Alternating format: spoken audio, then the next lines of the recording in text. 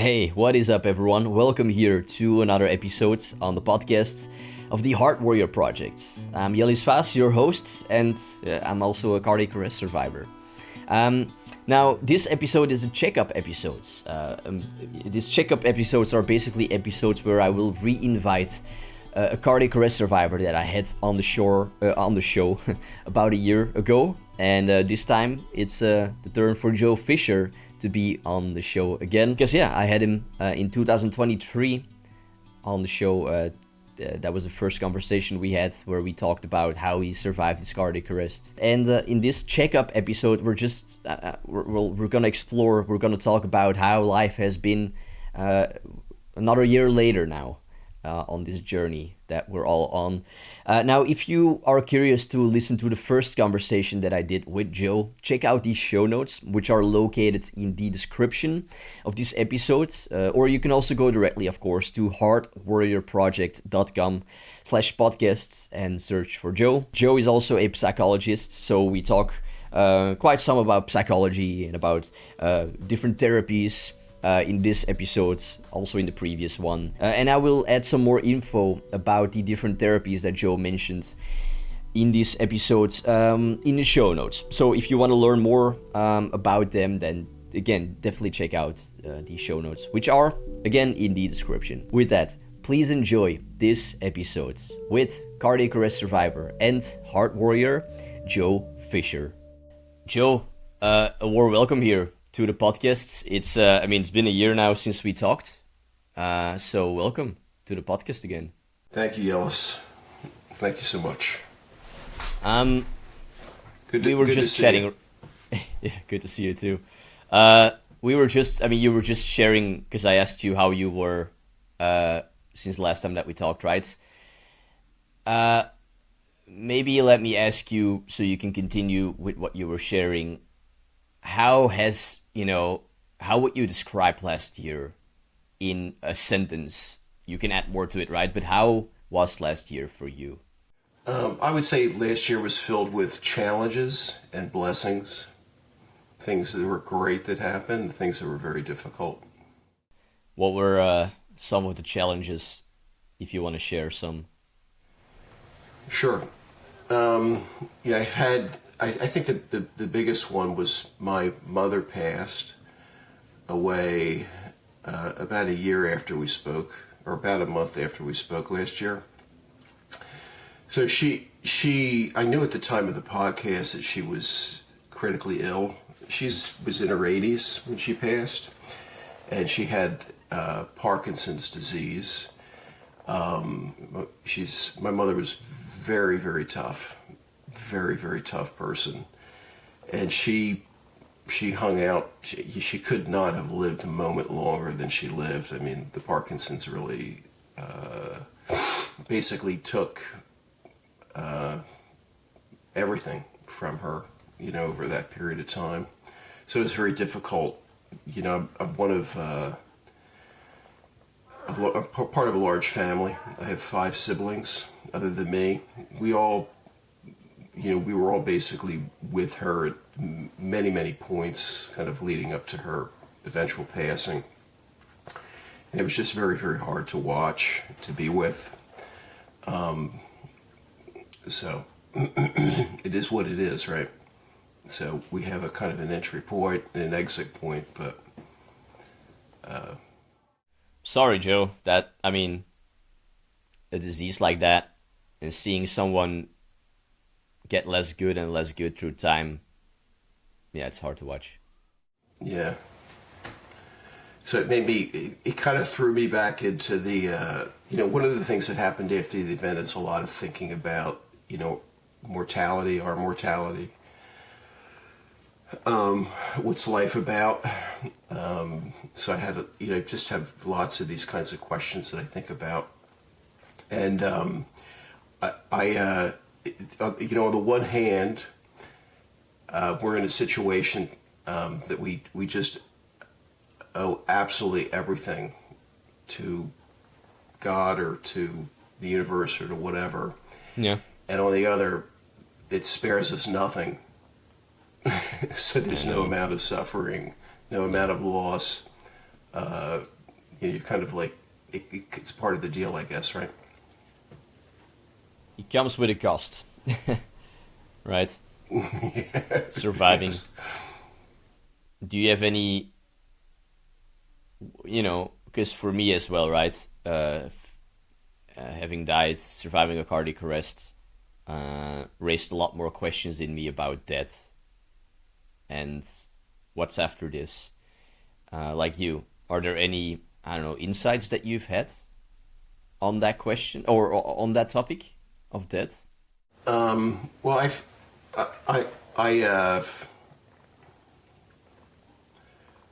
think one insight. I mean, I think there's a kind of. I think post cardiac arrest. I think I've gotten more of a handle on.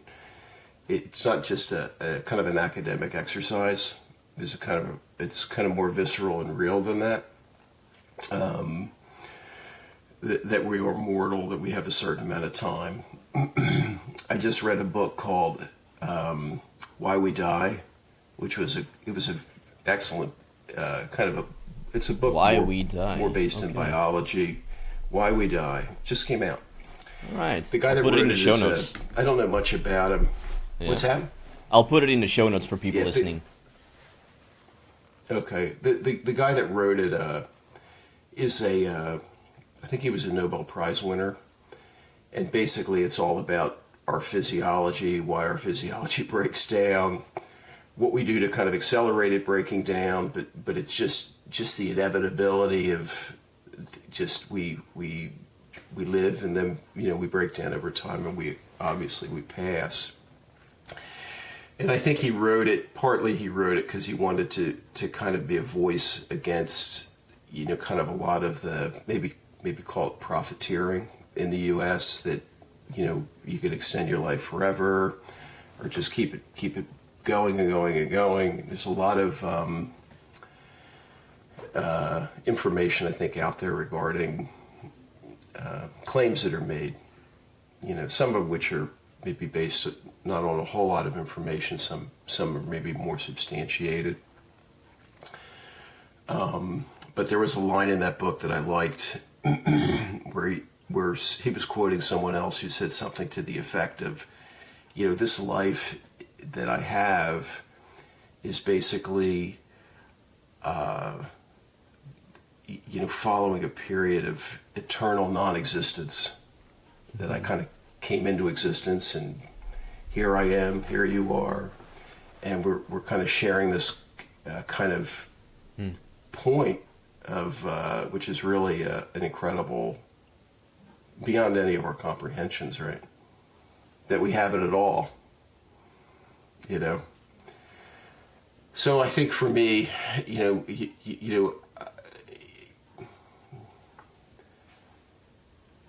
it's kind of grounded, I think, in a gratitude. For anything I've been through, I do feel fortunate. Yeah. Even with my mother dying, but my mother, even with her passing from what anybody would describe as a horrible, horrible way to pass, there was still so much kind of grace in that, and just it was a kind of a very good period in terms of connection between people and I actually, like my girlfriend, her grandmother just passed away. I went to her funeral actually yesterday. She had chronic cancer. So I also saw her slowly getting worse and worse and worse. The one thing that I feel that was beautiful was that it connected people, like her family, like in pain. Mm-hmm. Pain can be really beautifully used to build connection with others. Yeah, that's a beautiful way to say it. Yeah, I think that's the case, isn't it? Yeah, it can be. I think at its best, right? Mm-hmm. With my mom, one thing that she was struggling with was just she was afraid, which I think is a pretty normal human response. Afraid of death? When you realize, afraid of death. Yeah. And the cardiac arrest for me was actually a blessing for her, because I could say to her, the hard part's the living part. The actual, like, when you're on the other side of it, it's pretty peaceful. It's not much, you're just kind of there, Have you actually become then less afraid of death? Yeah, I would say so. Yeah? I mean, it's easy to say right now. Yeah, that's true. Because it's not staring me in the face. That's true. I don't know. Yeah. If I go into arrest again, or if I start to have a heart attack, ask me right then. Yeah. And I'll say, that's true. No, I'm still afraid, Jellis. I mean, like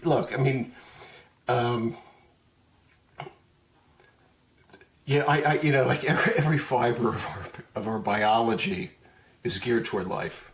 It's true. We you know what I mean? Like all these cells, like, and even after you die, like what another thing I thought was interesting about the book was he pointed out, like, what does death mean? Like I could go out today, be in a car accident. I'm an organ donor. Most of my body could die.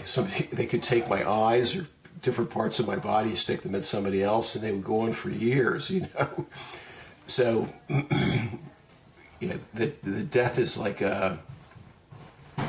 death is kind of a process, I guess. For sure. I'm just taking a moment here, and then we'll return back to the conversation with Joe. If you're interested to support this project, then we got some merch here, like the t-shirt that I'm wearing here. You can buy this with an anatomically correct heart with a creative touch to it. So we also have that on our Heart Warrior mugs with, they also have a quote. Yeah, so you can also buy that. It's a really sturdy mug. Put a lot of coffee, tea, or whatever you like to drink in it. Plus, I mean, also the t-shirts, they're from organic material. It's very sturdy. Every piece of merch that I make, I put a lot of time and care in, not alone on the design, but also on the quality of the merch. We have also a pullover. Everything also has different designs, right? Because this t-shirt has another design to choose from, as does the mug. So if you don't like this design, then check out what other options we have. Now, if you're not so much interested in our merch, but you want to support the platform, then you can also buy me a virtual coffee with Ko-fi, which is, I mean, it's the same principle as leaving a donation. I will not use that money to buy a coffee. I will use that to improve this project and to continue pushing forward, the awareness of cardiac arrest. In the description also, you can find a link to leave a donation, or again, you can go directly to heartwarriorproject.com/get-involved to also find that option together with the merch. Having said that, let's return back to the conversation with Joe. You said that it was also this year with blessings.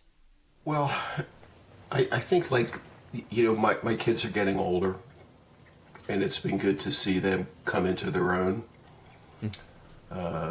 My son is started college, and is just thrilled to be there. Yeah, just been great to see. My daughters are growing. There's so many, like, you can't really. There's just so many things. I mean, so many little times and moments, and just very, very proud of them as a parent. Yeah. So that's been just tremendous. I've had an impact. I feel like just you do things. I think I have more of a sense of doing things that I feel matter. Like, as I'm saying that, I feel like I'm either doing things I think matter, that are important to do, or I'm relaxing. There's no,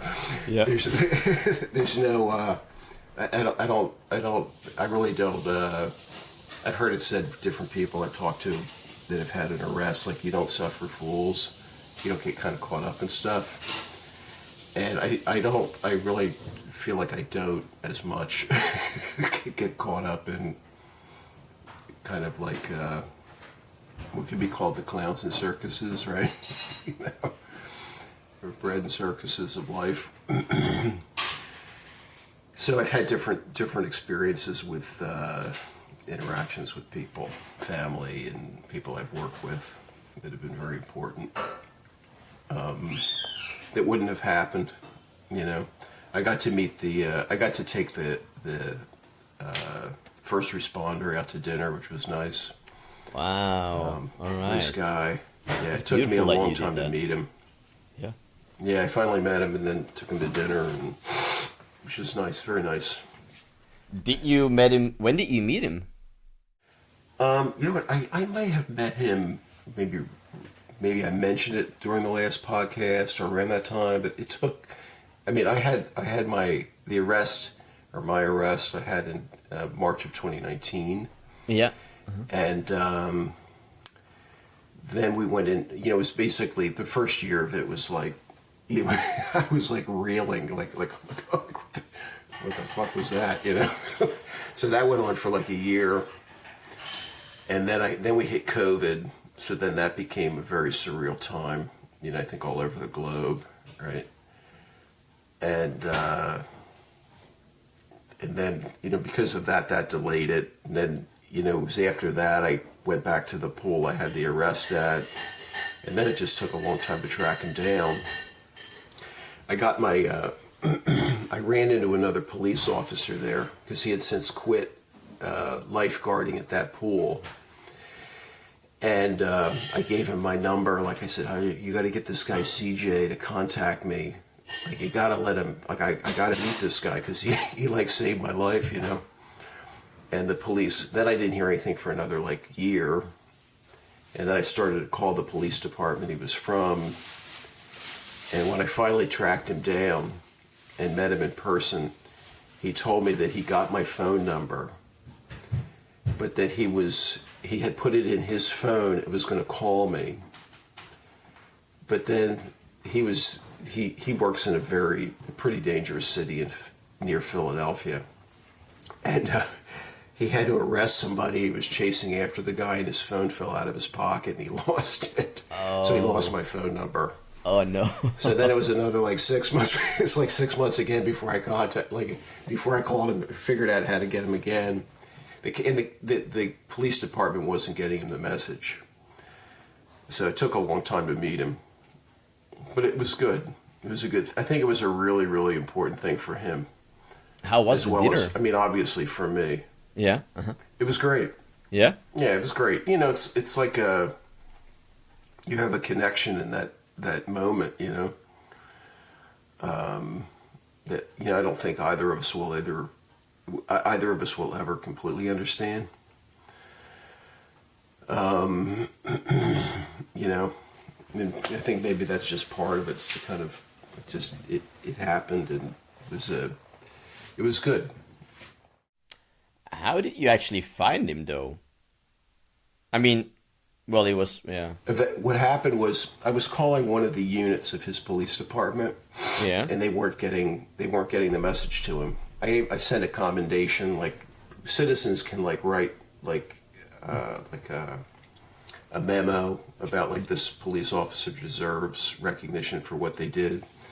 And they actually got that. He got the commendation, but they never let me know. They awarded him for whatever reason. And then I contacted I decided like I wasn't getting any traction with the unit. You know, kind of the part of that the part of the police department that I was contacting. So I found a different number. And then the person that got that message said, "Oh, you know, he's out in the field. I'll call him." So she called him, and then he called me. And that was the first conversation we had. And then he told me what happened the day of the arrest, which I was very curious about at the time. You know, so he went into the whole, you know, kind of this is what he saw, how long it took, all that stuff. What he did, what other people around him did. I wish it was easier. So that was good. Yeah, I wish it was easier to kind of know who was the person who saved you. I mean, for some it's very easy, right? Like, oh, it's, you know, a friend of yours or something. But like the paramedics who came and helped or rescued me, I would love to meet them, but I have no way of knowing how I could track them, especially now after some years. Yeah. But it would, yeah. Yeah, you live in their memory, you know. That's true. Yeah, that's something. You got to have a kind of a, you know, I really do have a, we have an impact on people we don't really understand, you know, and it plays out over decades, and you just don't, we don't really, I don't think we can really understand it very well. There's so many pieces to it. And, I'm actually curious because you still work as a psychologist, right? I do. Yeah. Yep. Has this event of surviving a cardiac arrest influenced how you work with people actually in some way that you know of? Most of my work, I don't really do a lot of intervention with people. Mm-hmm. Okay. Most of what I do is supervisory and administrative work. I do a lot of work around evaluations. But that being said, I think people for the most part want to feel connected in some way. And, you know, my work, yeah, listen, I've had a lot of experience interviewing people. Mm-hmm. You know, I would say pushing probably 5,000 people I've interviewed. And a lot of them have been severely ill, like with major severe problems. And pretty much everybody, they want to have some kind of connection to other people. And, you know, when somebody is severely mentally ill, they find maybe what others perceive as very convoluted ways to go about that connection. But that's just so deeply kind of wired into how we exist, you know. So, you know, I see that.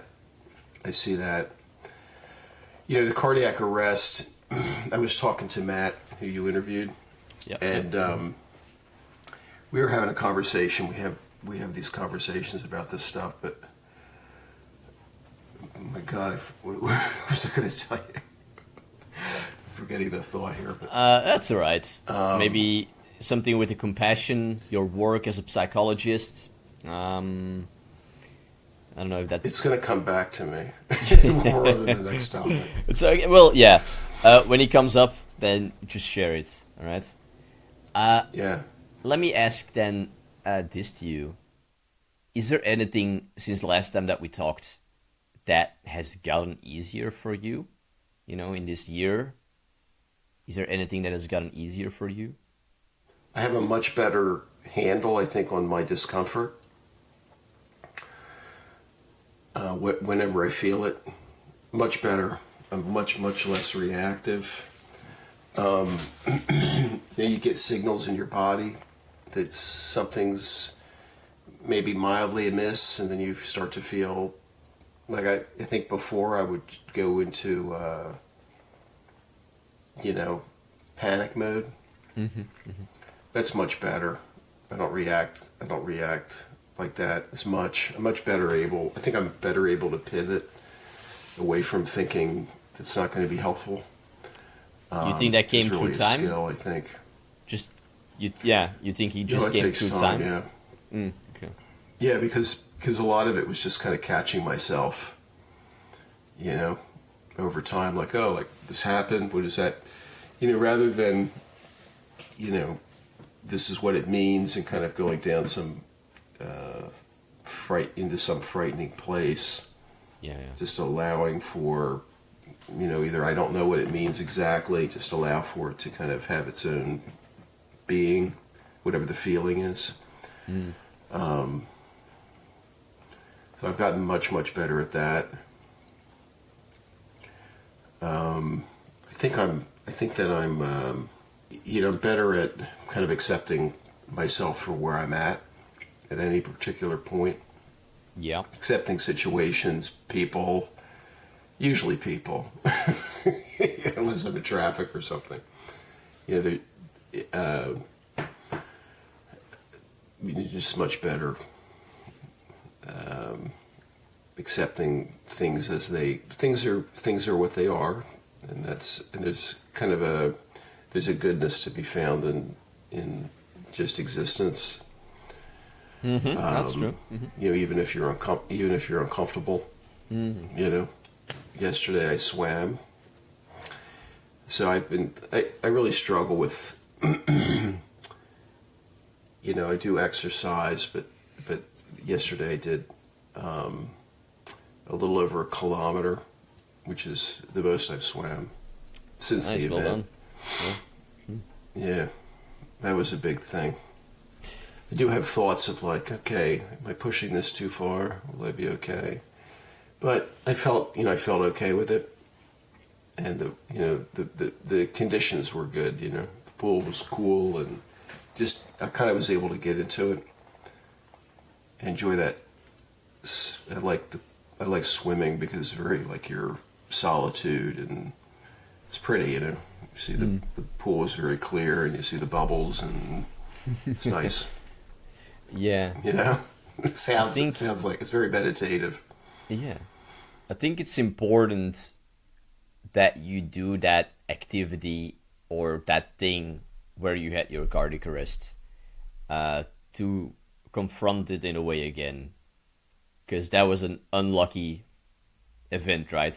To have a cardiac arrest. Normally it will not happen again every time that you do swim or wherever you had your cardiac arrest or how.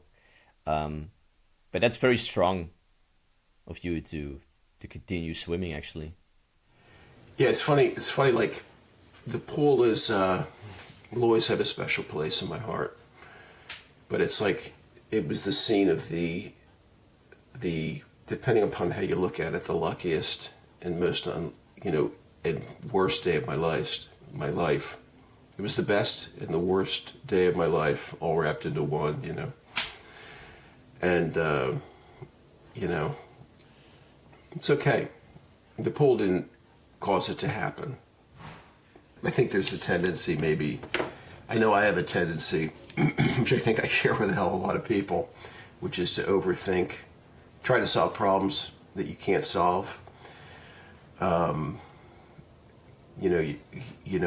As if I'm going to figure out the causes of cardiovascular disease.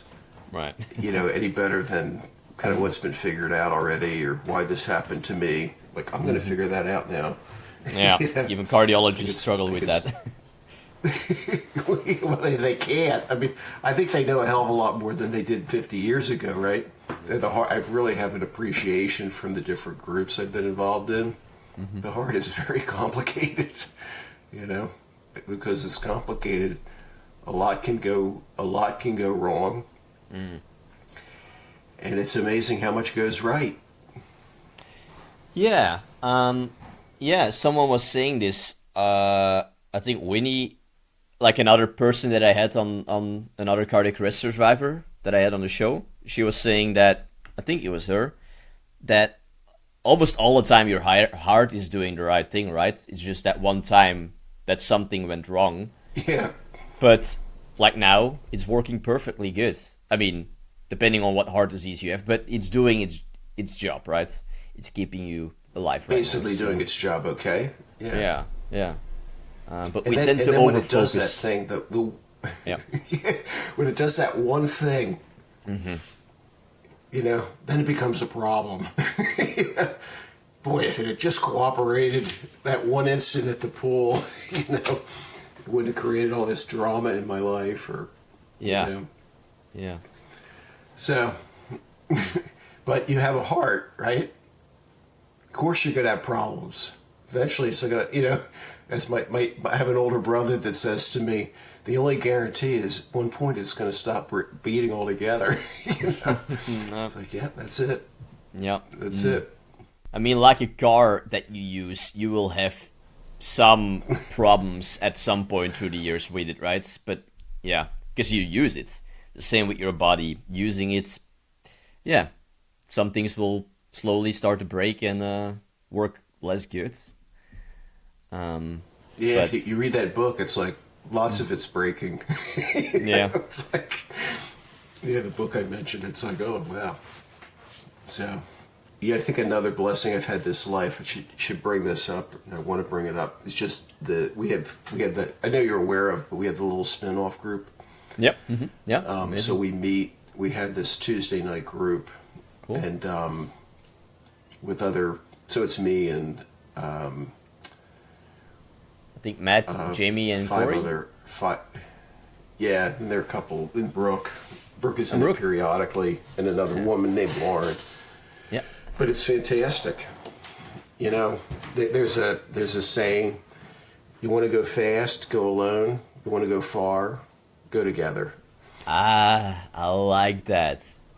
Yeah, Yeah. yeah. A good friend of mine told me that. But that's it, isn't it? You know, you can't. You got to let go of the. I'm going to go fast. Because the complexity of having an arrest, the shit it brings into your life, Yeah. is so big. You know, I think it's so important to be talking to other people that have gone through it. I agree. I don't think, you know, I think that, you know, I have, it's, God, I'm thinking the word privilege. It's a privilege to be able to connect with people on that level that have been through something similar to that. And I just shudder to think, like, to kind of try to carry that alone, or under the guise of some fantasy that it didn't have an incredible impact on my life, which I think people do. They buy into this thing of like, oh, like, you know, like, oh, like you had it, now you're better. You'll be back and, you know, oh, you're all fixed now. It's like, please, that's to me just insanity. So we have our group and we talk about, sometimes we just don't talk about it. Other times we talk about how it's impacting, you know, each person in different ways, or one person talks about how it's impacting their life, and there's a kind of a reverence of like, I get it. Yeah. I get it. Exactly. That is so important. Yeah. So That's an amazing quote that you just shared.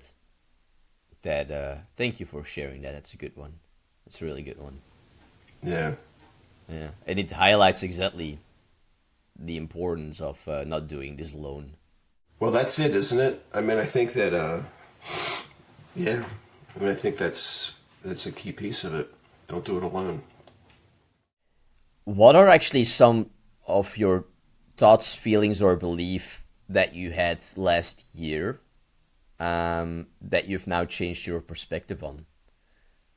Is there anything that you believed or felt very strongly last year that you've now, again, changed your thoughts on or your perspective on? I don't think I think that I was more tightly bound to the idea that there was a kind of a solution to kind of the after effects. Yeah. And I'm kind of more it's been begrudging, but more of the mind of, you know, there are parts of this that I'll live with the rest of my life, and that you manage, and I have to manage, you know, because you can spend an awful lot of time kind of going down a rabbit hole of, you know, this or that will fix this or that, whatever this or that experience is that you're maybe not satisfied with at the moment. So it's kind of, I guess, an acceptance of, you know, there are parts of it that are, you can throw a lot of things at, and I have, you know, I've done an awful lot of stuff, and it's not that it's a lot of different types of interventions and treatments, but there's not a magic bullet, you know, and that a big part of it is learning to manage, so that there's a letting go in that, which has been helpful. I'm currently doing something called ILF, which is a type of neurofeedback, which I don't know if you've learned anything about it in school. I so far have not seen that. No. What is it? Yeah, so it's based on, it's infra-low frequency neurofeedback. All right. Which basically is built on, in psychology, there's a kind of a theoretical theory they have biofeedback. Mm-hmm. Yep. And then biofeedback became neurofeedback. And then with neurofeedback, they're over the course of, decades, there's been improvements in the ability of the instrumentation. The instrumentation has gotten less expensive, mm-hmm. and they've been able to work with different types of different waves in the brain that are associated with better management of what I would call these kind of like total physiological responses. Like you're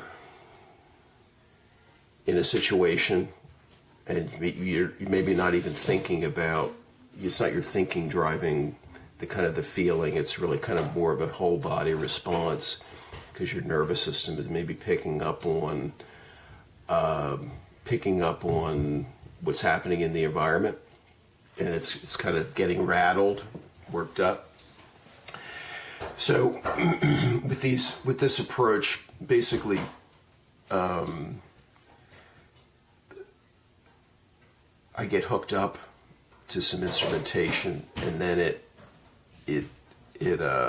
gives me positive feedback when my brain is kind of the brain itself is kind of doing more of what it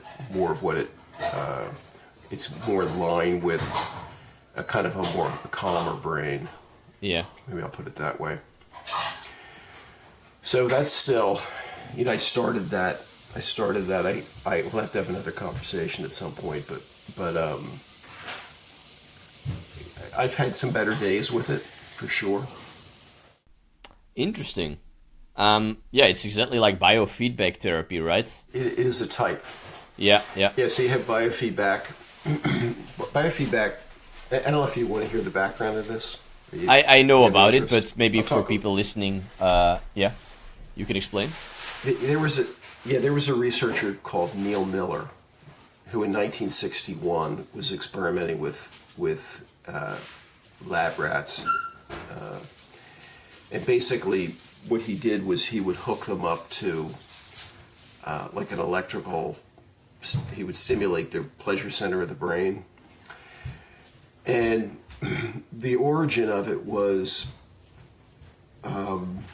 when what he thought to do was, if the rat is able to lower its heartbeat, I'll reward it. Right? I can't tell it's doing a good job, so you have to do it with this electrical impulse, right? Mm-hmm. So he would reward it, and he discovered that rats are able to do this, right? And then a lot of that became extrapolated to, we can be hooked up to instrumentation. In fact, we are hooked. We have all kinds of feedback that we get all the time, right? In terms of, blood pressure, heart rate, if you wear a heart rate monitor. And then they have EEG is just another form of feedback, which is neurofeedback.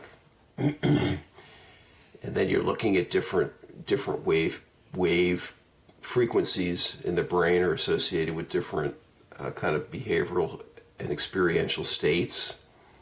So it's just extrapolating from that, basically. And ILF is just another kind of variant of that. I'll link in the show notes some information for people about those two therapies, because they're pretty interesting to check out, actually, for many people. Huh. Yeah, there's so much. I mean, one of the blessings of this is, in terms of my career, I've done a lot of work with implementation of different psychological theories. Because, with the group, I work in a company, we have like over 600 people we work with at this point. Yeah. And because of my work there, I do implementation. I've helped support the implementation of different psychological approaches, CBT and DBT, and so I have a familiarity with them that most people wouldn't. And because of the event, it's like, there's a lot of good stuff in this. This is what the pieces are that I think are really, really extremely important for people to be aware of. And I have, because of my own difficulties, I've used a lot of them, CBT, and there are different DBT things that are very useful in terms of skills that really, I think, that a cardiac event demands mastery of. Acupuncture, I did a course of that. I did EMDR. EMDR is fantastic. These things are all beneficial. There's so much out there in terms of approaches one can take to kind of continually move your life forward, right? Which means, in my mind, deeper connection to other people, deeper connection with, with activities that you're passionate about doing. And that you have a second chance. Why the hell wouldn't you do that? You know what I mean? To the extent you could. Yeah. I think you're right, though, that you as a psychologist have insights into all the therapies and you know the difference between them. But as someone who is not, someone listening who didn't study psychology, they think there's just one kind of therapy style or something, and it's just talk therapy, right? Not knowing that there's actually quite a lot of variety. Yeah. And like you said, like EMDR, they're all designed for something specific, right? EMDR is great for trauma. The biofeedback therapies, great for, an anxiety or other stuff. So, it can be confusing. I think I think it can be very, very confusing. And a lot of the therapies they're connected to philosophical schools, right? So there's a great deal of it based on Stoicism. Yeah, CBT, right, for example. From the third, yeah. Yeah, uh-huh. Yeah, you know it. Marcus Aurelius. Woohoo! Yep. Yeah. Seneca. Yeah. These people they're very important thinkers. In Buddhism, I think that I've learned a lot about what the current thinking is, and a lot about the thinking over the centuries, and 2,000 years ago, and there's so much good stuff out there that can be helpful, healing. And I think just the recognition of we're all in this together, Yeah. In a way. Yeah. Joe, it was really nice to see you again and to talk to you. And thank you, for taking the time and for sharing parts of your journey again here with me and everyone. So thanks. Yeah, and thank you for what you're doing. No worries. You don't know how it's playing out, like your work has been very important. I know you're humble, but which is good. But it's you come up in our Tuesday conversations from time to time. That guy is fierce. That guy. You know? I don't know cool. I don't know if I consider myself to be a heart warrior.